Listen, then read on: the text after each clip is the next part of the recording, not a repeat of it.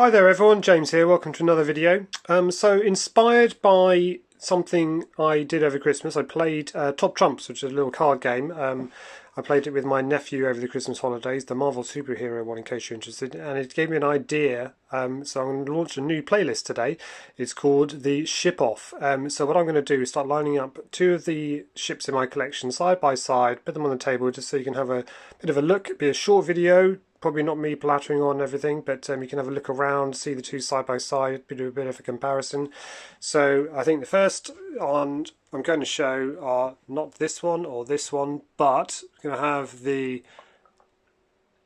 USS Enterprise 65 alongside a ship it would probably serve with and went next to each other, which is the USS New Jersey. So let's get them on the table and see how they look.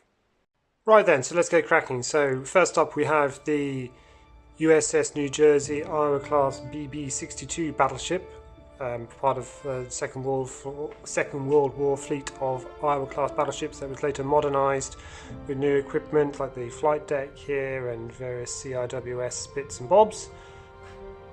Alongside the mighty USS Enterprise CVN-65, the world's first nuclear-powered aircraft carrier.